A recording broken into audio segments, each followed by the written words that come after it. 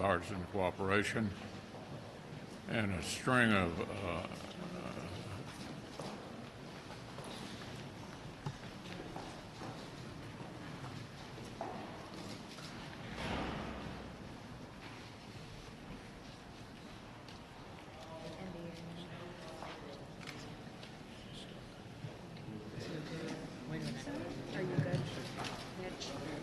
Okay, Mitch? Anything else you want to say, or should we just go back to your office? Do you want to say anything else to the press? Go ahead, John. I'll take it. Leave it. Let's go back to you. Go ahead, John.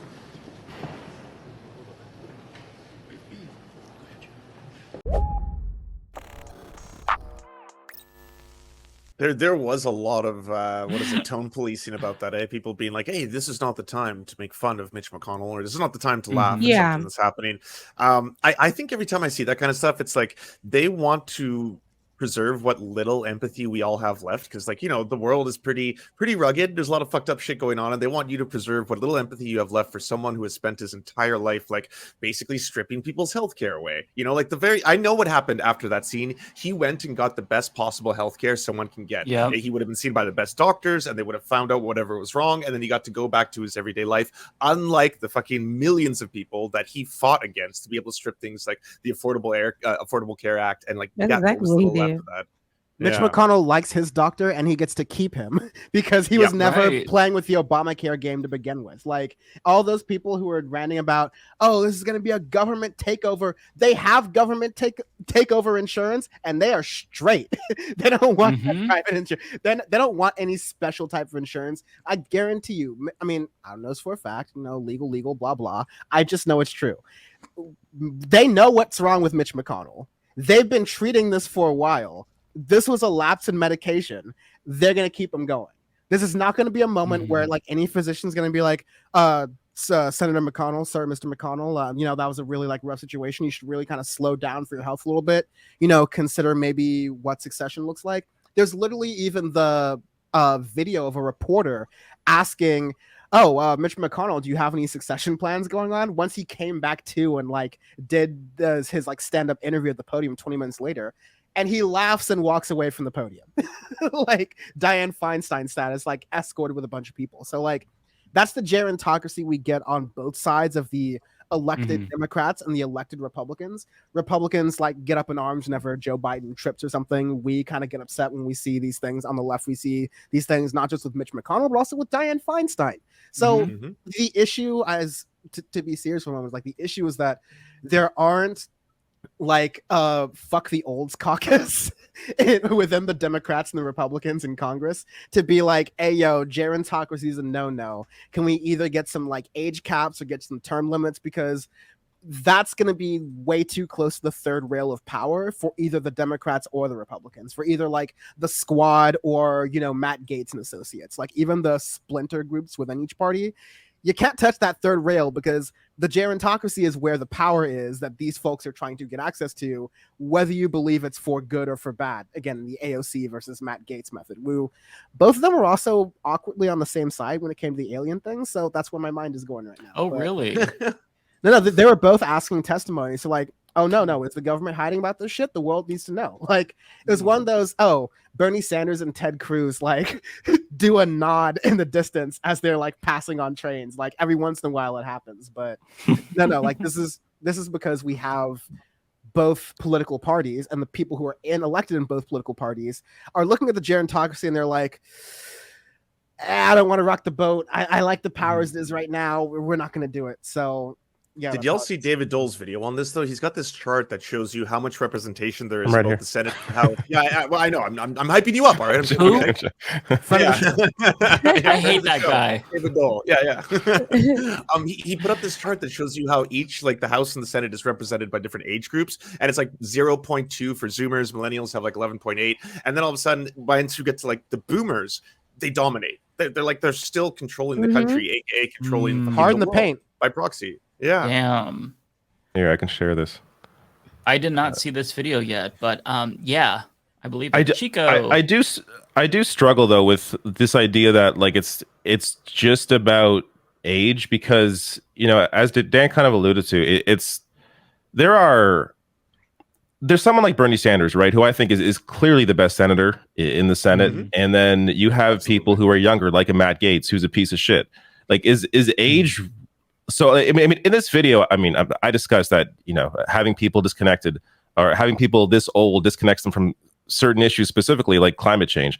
But there is, you know, something to be said where it is that the biggest problem when I think they're just, even if you eliminated everybody over, I don't know, 75 in Congress, you'd still have a situation where politics really wouldn't change. Like, it would still be the same shit getting through. It would still be the same focus. Just because these older people are gone, it's not going to change the actual influences that are happening behind the scenes. I think the people were, what we see now is the same way. There's no effort, right? I feel like maybe back in the day, these boomers had some kind of effort that they put in. Now it's really no effort. They just, everyone is flying their KKK flags. People really don't give a damn. They're challenging people. Like I said last time we were on the show, these are the same people that literally domestic terrorists. Like, these are the people that they're seating when they're newer and they're younger.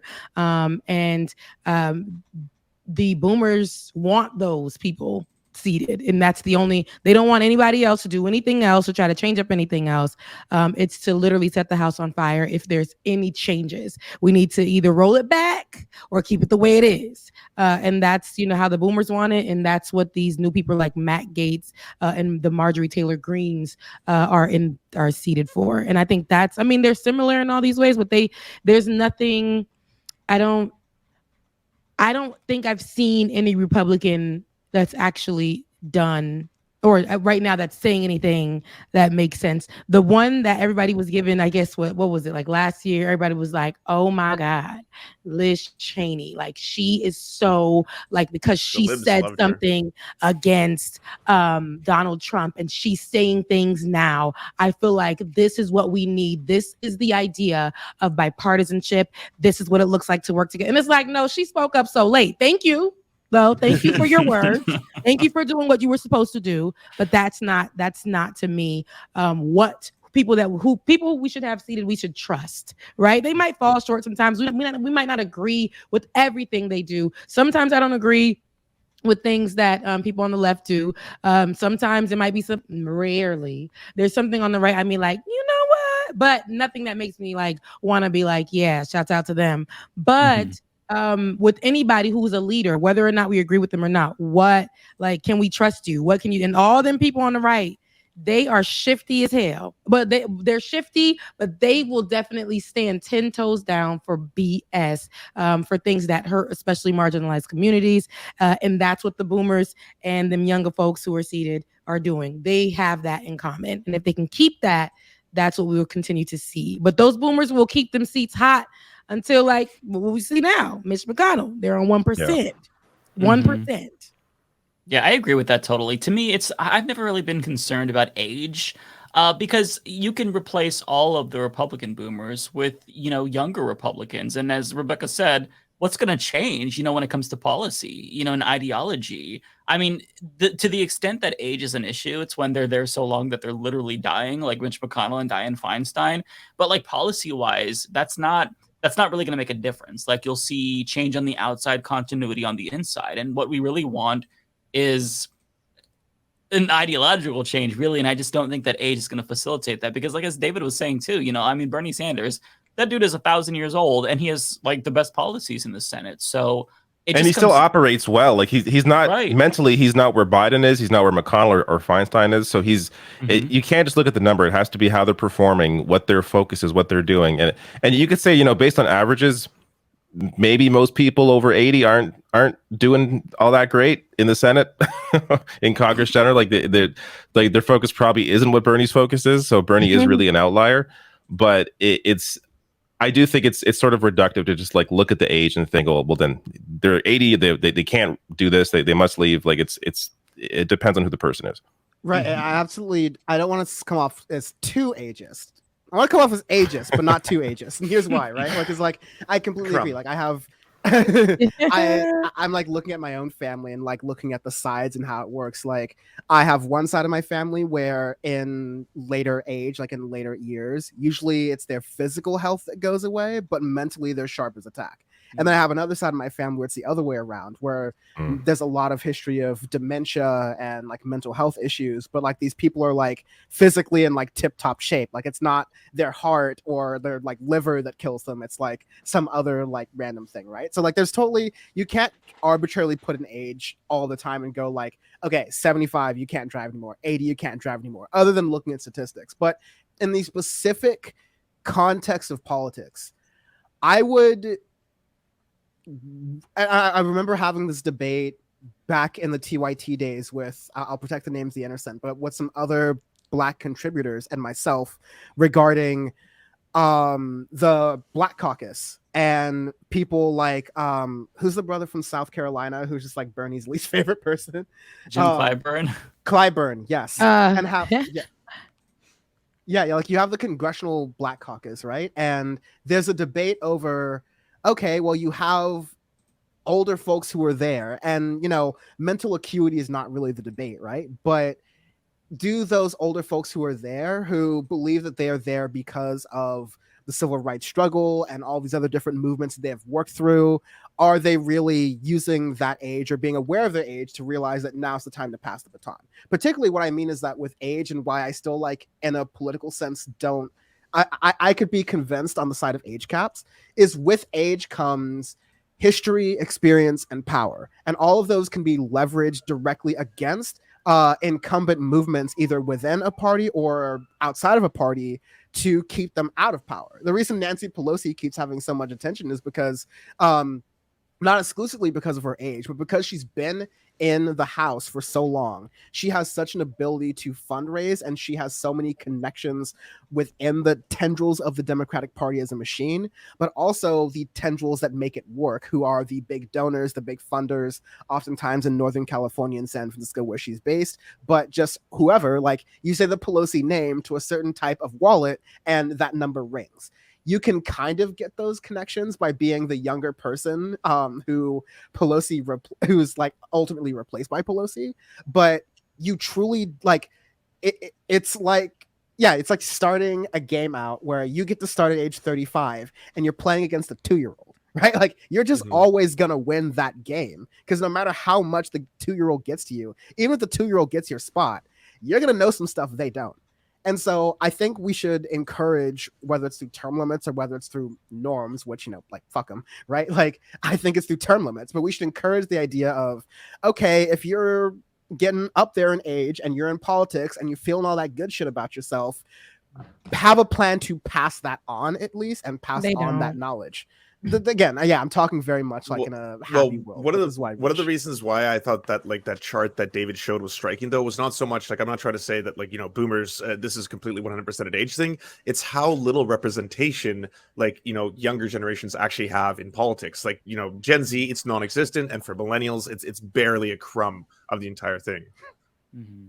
Yeah, Gen Z, there's just Maxwell Frost. That's the only. That's it.